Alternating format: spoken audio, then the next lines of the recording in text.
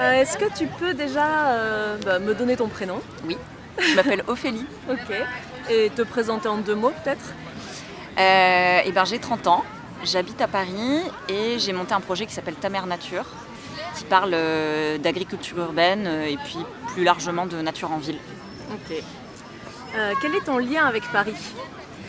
Il est très fort. C'est un lien un peu amour-haine. Je suis arrivée à 17 ans pour les études en théâtre et en cinéma. Et puis je l'ai quitté de temps en temps. Je suis partie vivre à Montréal. Je suis revenue et j'ai adoré revenir. Et puis je l'ai requitté pour me reconvertir dans l'agriculture. Et puis je suis revenue parce que ça me manquait. Et pour l'instant, je suis bien ici, tout en continuant quand même de réfléchir à pourquoi pas une sortie. Donc il y a vraiment ce va-et-vient, mais je suis très très très très, très attachée à Paris. Ok. À quoi ça ressemble tes journées à Paris?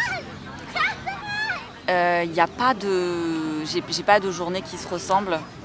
Et ça c'est les joies du freelancing.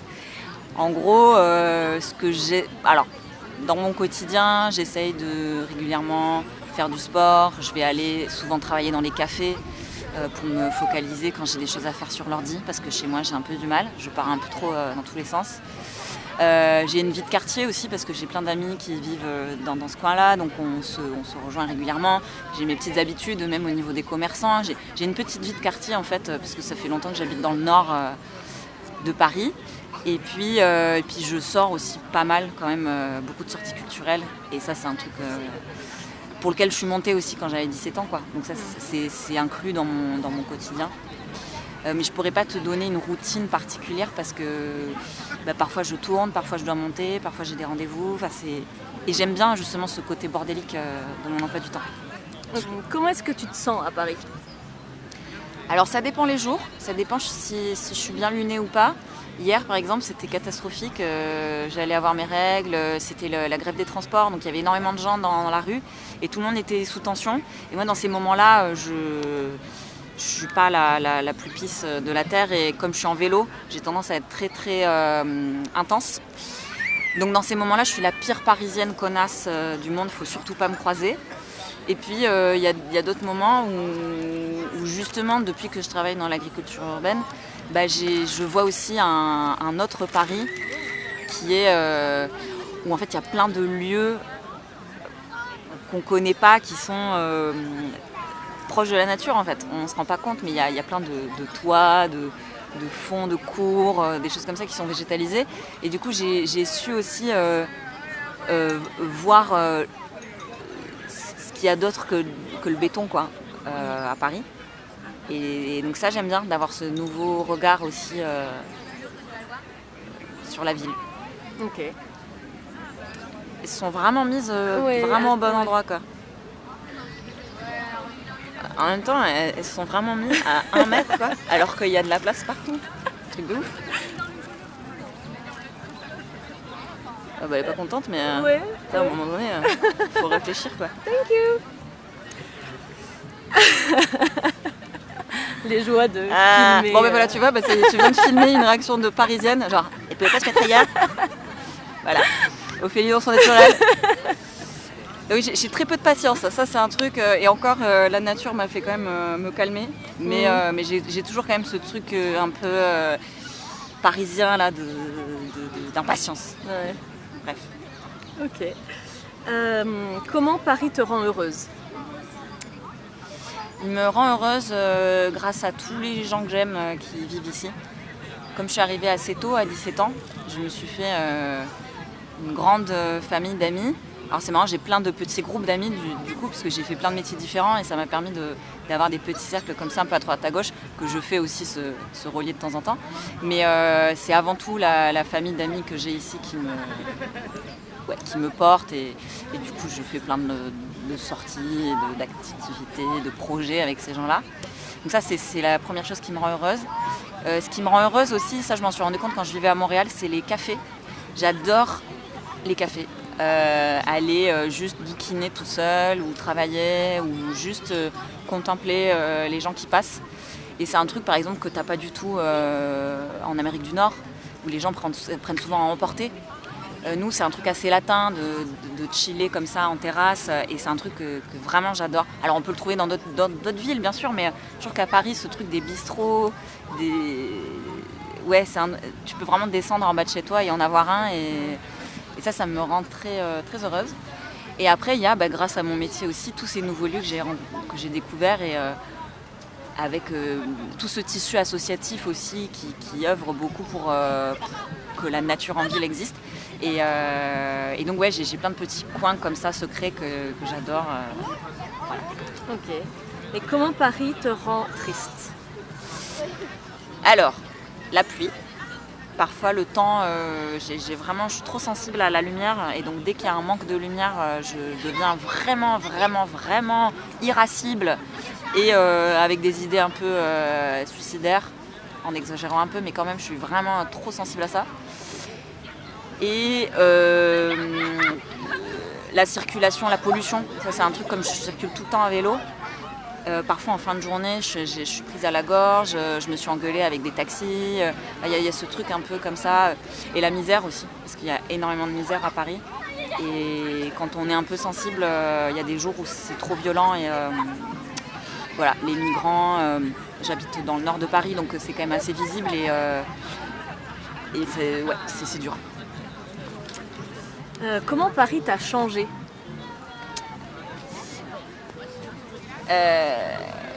Ça m'a changé dans le sens où... Alors, je sais pas si c'est Paris, en tout cas, c'est tous les projets que j'ai pu y monter. C'est une ville que je trouve très stimulante. Et du coup, il y a plein de gens qui montent des projets. Moi aussi, j'ai fait partie de ces gens-là. Il y a un truc comme ça où en fait, je me suis forgée un peu toute seule grâce à ces projets comme ça, bénévoles, avec d'autres amis. Et je me suis prouvée pendant 10-13 ans que j'étais capable de faire les choses par moi-même. C'est pas avec finalement mes métiers ou mes formations que je me suis faite, et j'ai perdu le fil. Comment ça t'a changé? Ouais. Donc c'est ça, moi je dirais que c'est ma prise de pouvoir un peu sur les choses, de me sentir capable de faire à peu près tout ce que j'ai envie de faire. Je pense que ça va avec l'âge aussi, j'ai grandi avec Paris, je suis restée 12 ans dans cette ville, donc ça va avec l'âge. Mais ouais, je me suis rendu compte que j'étais capable de tout, et à peu près. Et ouais. Et qu'il y avait plein de gens à côté de moi qui étaient aussi brillants, et ça, moi ça m'a toujours vachement stimulée, quoi. Ok. Du coup, tu as commencé à en parler du fait que tu t'étais reconvertie, donc tu as fait une formation qui était hors de Paris. Pourquoi tu as choisi d'aller hors de Paris pour faire cette formation? Je voulais me tester. Paris, comme je te disais, c'est une ville que j'ai une relation un peu amour-haine, et j'ai l'impression que tous les 5-6 ans, j'arrive à saturation et j'ai besoin de partir pour mieux revenir. Il y a un truc où, tu vois, je suis partie 6 mois au total, sans trop savoir si j'allais revenir. J'avais sous-loué ma chambre en me disant, bon, on verra. Et je voulais me tester parce que ça faisait longtemps que je pensais à aller vivre dans un écolieu, intégrer un projet de ferme collective, ou voilà, des choses comme ça. Je suis allée tester, et j'ai senti que Paris me manquait, et j'avais besoin aussi de sentir ça. Voilà, est-ce que j'ai répondu? Oui. tout est une bonne réponse. Ouais, parce que parfois j'oublie les réponses et les questions, et il faut me recentrer. Non, mais mes questions, c'est juste, tu vois, c'est un petit ancrage pour que tu puisses partir dans ce que tu penses au fond. Voilà, c'est une petite porte d'entrée. Ça marche. Donc tu l'as dit dans ta BD, tu voulais pas partir pour de bon de Paris comme tes amis on les voit dans une petite case, ils sont dans la voiture, et bye, on n'est qu'à 2 heures de TGV. Du coup, pourquoi tu voulais rester à Paris? Alors, je veux rester à Paris parce que, bon, déjà, je sens qu'il y a plein de gens qui ont besoin d'être formés, qui sont en demande de ça, qui ont envie qu'on leur transmette un savoir, et qui n'ont pas forcément, avec leur boulot, les capacités de partir en stage pendant 3 mois à la campagne pour apprendre un peu l'autonomie alimentaire. Donc moi, il y a vraiment cette volonté de transmission. Il y a aussi ne pas faire... de casser la frontière entre ville et campagne. Je pense qu'il y a vraiment une passerelle à faire, et moi je me sens ce transmetteur-là, de faire le lien pour que les gens soient jamais déconnectés en ville.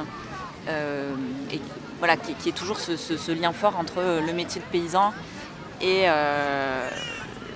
puis voilà, tous ces gens qui vivent ici. Et merde, j'ai encore perdu le fil. Tu vas rester à Paris.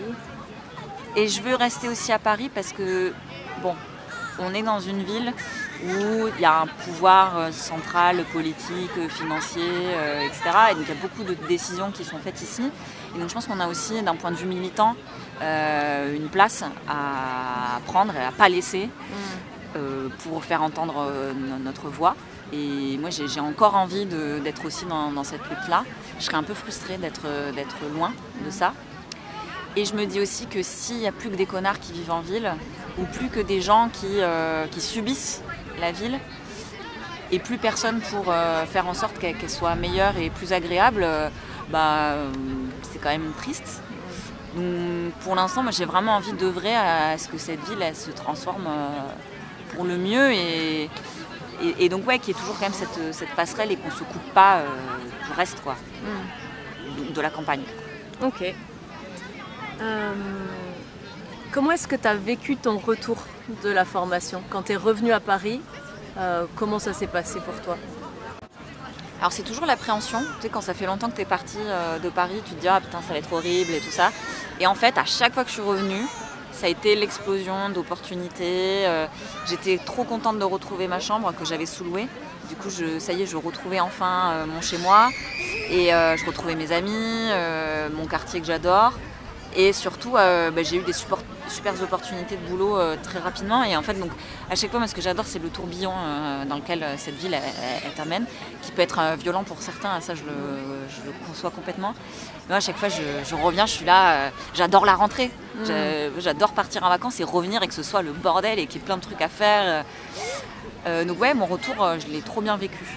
Et en plus de ça, je revenais après mes mois de formation et là j'attaquais mes nouveaux jobs dans l'agriculture urbaine. Donc j'ai redécouvert Paris aussi sur les toits par exemple, donc j'avais plus du tout la même vision de la ville. Je découvrais une nouvelle ville quoi.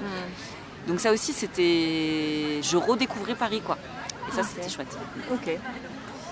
Et du coup, comment ton regard a changé sur Paris d'avoir vécu ça, la campagne Alors je te parlais d'impatience, parce que je pense que ça restera quand même dans mes caractéristiques. Il n'empêche que ces années-là de reconversion et de retour à la nature, ça m'a quand même un peu calmée sur le rapport au temps et justement au fait que les choses, elles n'arrivent pas comme ça, tout de suite, en claquant du doigt. Il y a ce rapport, voilà, ça m'a un peu assagie quand même, où je suis beaucoup plus résiliente aussi. Je m'adapte un peu plus. Avant, j'avais tendance à plus me battre, à être plus contre les choses. Maintenant, je laisse un peu plus aller et je me dis que parfois, ça prend du temps aussi à se mettre en place, comme les plantes. Et donc, ouais, mon rapport au temps à Paris va un peu mieux. Et donc, ouais, quand c'est dur, c'est pareil. Il y a des jours où, évidemment, c'est rude et les gens sont insupportables et tu peux t'engueuler pour rien dans la rue, tout ça. Mais c'est pareil, je le prends avec plus d'apaisement, de sérénité, quoi. Voilà. Comment est-ce que tu te fais des amis à Paris? Alors, moi, j'ai eu beaucoup de métiers différents et je me suis beaucoup investie dans l'associatif. Donc en fait, il y a ce truc où j'ai toujours fait 6 mois, 1 an dans des projets et donc je me suis fait comme ça pas mal d'amis de cette manière. Ouais, vraiment le réseau associatif, j'ai monté pas mal de projets, j'ai eu des groupes de musique aussi, donc j'ai pas mal voyagé et donc tu te fais une sorte de famille aussi. Dans le domaine de la musique par exemple, on est très... on s'héberge les uns et les autres quand on part en tournée ou des choses comme ça. Donc il y a eu ce sens de l'hospitalité que j'ai eu assez rapidement. Et j'adore recevoir, donc j'ai aucun problème aussi à ce que les amis d'amis ramènent. Et donc au final, tu t'élargis toujours le cercle de cette manière. Puis j'hésite pas aussi à aller parfois à des groupes de discussion sur un thème particulier où pareil, tu vas échanger en cercle sur des valeurs et tu peux te faire des rencontres comme ça. Et Internet, je me suis fait aussi pas mal de rencontres, soit via des sites de rencontres, Tinder, des trucs comme ça. Soit c'est des aventures amoureuses, mais ça peut être aussi des amitiés qui se créent comme ça. Et Facebook, MySpace à l'époque, je me suis fait aussi pas mal d'amis grâce à Internet. Okay. C'est un peu comme Paris, j'ai une relation amour-haine avec Internet, parce que c'est très chronophage et tu peux vraiment te perdre et perdre beaucoup d'énergie. Mais dans un autre sens, j'y ai gagné énormément en relations humaines. Et j'ai trouvé mon appart comme ça, j'ai trouvé pas mal de jobs sur Facebook. Okay. Donc ouais, finalement...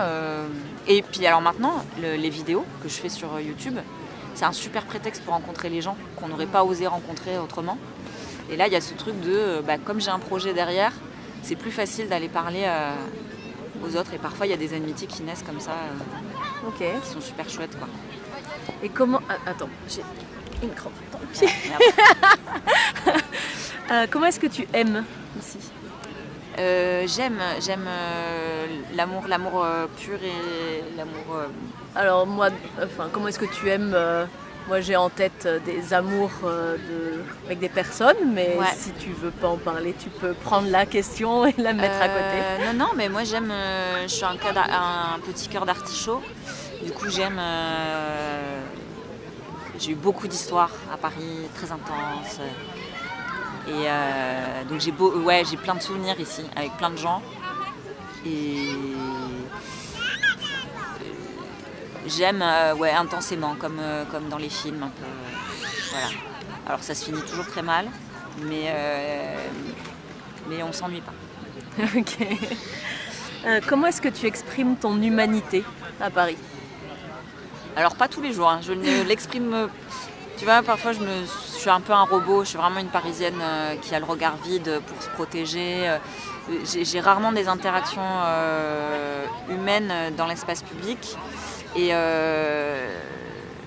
du coup, c'est génial en fait la Green Guérilla, parce que ça m'a sorti de cette zone de confort, justement de cette bulle. La Green Guérilla, du coup, tu investis l'espace public et tu vas jardiner. Et donc tu te mets un peu aussi à nu, en danger, en danger. En tout cas, tu laisses les interactions humaines se faire. Et je me suis du coup surprise à discuter avec des gens avec qui j'aurais jamais discuté autrement. Et ça m'a fait vachement de bien, quoi, de sortir un peu de l'entre-soi, tu vois, du cercle de proches. Là, quand tu te mets à discuter avec des inconnus, finalement, on a un sujet très universel. Le jardinage, du coup, tu parles de bouffe aussi. Et donc, tu peux vraiment discuter avec n'importe qui. Et c'est dans ces moments-là où je me sens vraiment tournée vers les autres. Et en plus, la Green Guérilla, c'est une vraie action très altruiste, parce que tu vas pas jardiner vraiment pour toi, tu vas jardiner pour la communauté, quoi. Pour que la rue soit plus jolie, pour les animaux aussi, pour sensibiliser au fait qu'on n'est pas obligé de vivre uniquement dans le béton. Donc c'est là où moi je me sens vraiment dans une action portée vers les autres, quoi. Ok. Ouais. Dans ta BD, du coup, au début, tu te demandes quelle est ta place dans la ville. Est-ce que tu as trouvé une réponse ? En tout cas, d'un point de vue métaphorique, quand je suis revenue bosser dans l'agriculture urbaine et maintenant aussi je fais de la Green Guérilla, il y a aussi ce rapport en tant que femme où je me réapproprie l'espace urbain aussi en jardinant, parce que pour moi, d'un point de vue symbolique, tu te réancres dans le paysage. Et ça, c'est un truc contre lequel je me battais un peu aussi plus jeune. Tu vois, tu te fais tout le temps emmerder dans la rue, tu peux pas stationner parce que on va te prendre pour une prostituée ou on va forcément venir te parler et tout ça. Et maintenant, d'être dans ce truc de je jardine, et tu changes un peu de rapport en fait à l'autre. Et puis quand tu jardines, tu t'enracines, t'es là, tu te réancres dans le paysage. Et donc ça y est, j'ai enfin trouvé ma place, je pense, de cette manière-là. Ok. Tu as commencé à répondre, mais je pose la question au cas où tu as quelque chose d'autre à rajouter. Comment est-ce que tu prends part à la ville ? Ouais, je pense que j'ai déjà répondu. j'y prends part via aussi le grand sujet de la désobéissance civile, quoi. C'est de me dire, j'ai pas envie d'attendre. J'ai plus envie de me comporter comme une victime en fait, à tous les niveaux, que ce soit le harcèlement de rue, la bétonisation, la pollution. J'ai envie de prendre parti là-dedans et donc de désobéir aussi, de ne pas accepter les choses qui sont insupportables. Et même si certains pourront trouver que c'est anecdotique, en fait, végétaliser sans demander l'autorisation, il y a un sentiment de grand pouvoir en fait quand on fait ça. Voilà. Ok. Quel est ton but dans la ville de Paris? Mon but, c'est de toujours... je suis très liée au milieu artistique et donc je ferai toujours attention à aller voir des concerts, faire des expos, lier ça à mes activités actuelles aussi de jardinage. En fait, la chance qu'on a, c'est qu'ici, il y a tellement d'événements intéressants que du coup, c'est pas parce que je me suis reconvertie que j'ai envie de me couper de mes anciennes passions qui étaient la musique. J'ai monté un webzine où on était très en lien avec des illustrateurs aussi. Et donc je suis ravie d'avoir gardé aussi ce cercle de gens-là autour de moi. Parce que voilà, dans la ville, il y a plein de gens très intéressants qui font plein de choses très différentes et je pense qu'on peut aller piocher à droite à gauche et voilà. Ok. Tu as commencé à en parler aussi. Tu dis que la Green Guérilla, c'est se réapproprier l'espace hostile. En quoi Paris est un espace hostile? Alors c'est pas Paris dans son ensemble, c'est qu'il y a plein de lieux abandonnés. Alors moi je pense à des quartiers plutôt défavorisés ou délaissés par les pouvoirs publics. Il y a quand même pas mal de friches, de terre-pleins qui sont pas du tout aménagés. Des rues qui puent la pisse et donc c'est plus dans ce sens-là. Je parle pas forcément des beaux quartiers de Paris près du Louvre où là pour le coup c'est le Paris carte postale qui est très bien entretenu. Donc ouais, moi je parle plus du Paris caniveau quoi. Et il y a tellement à faire que voilà. Et puis il y a aussi le Paris aux alentours, les portes de Paris. Ça reste encore il y a pas mal de lieux délaissés, mais qui sont des super terrains de jeu aussi pour expérimenter quoi. Donc c'était plus dans ce sens-là.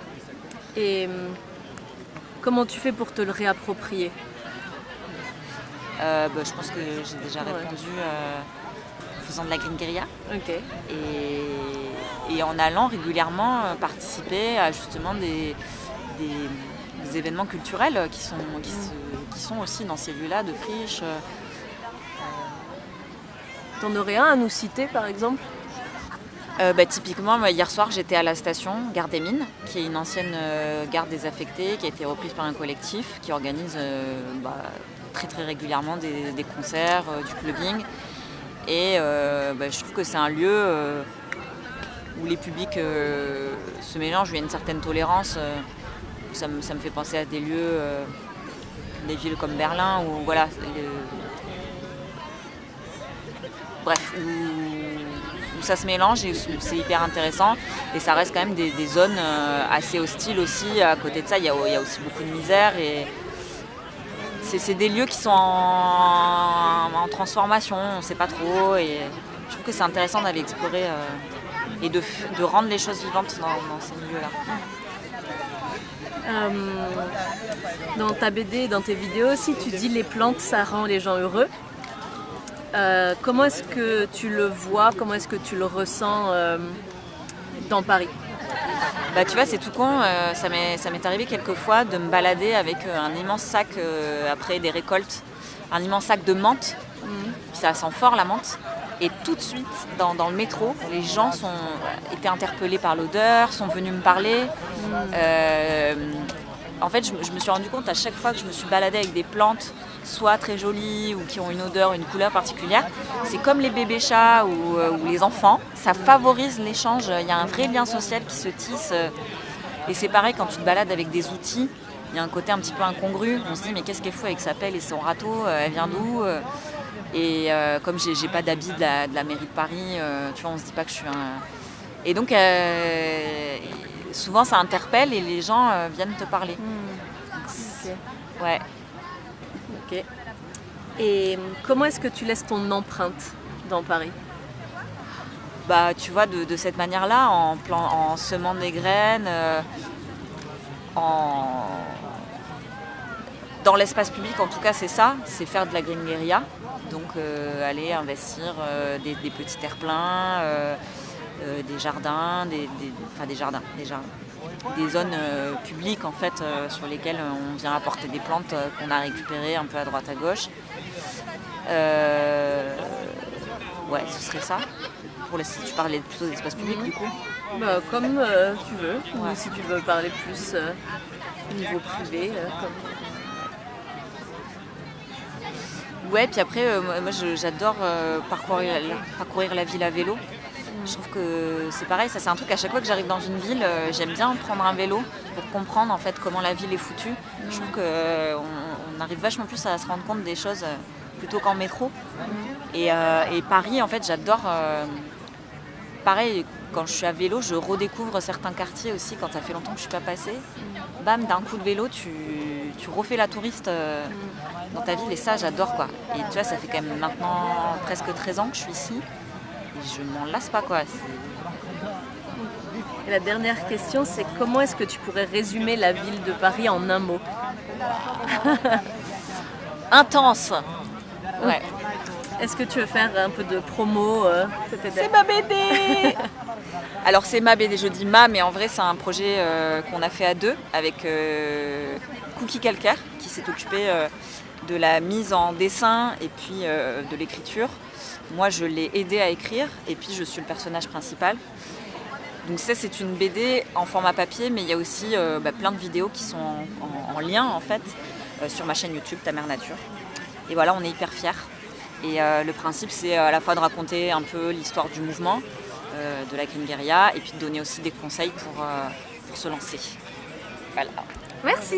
Merci à toi. Beaucoup.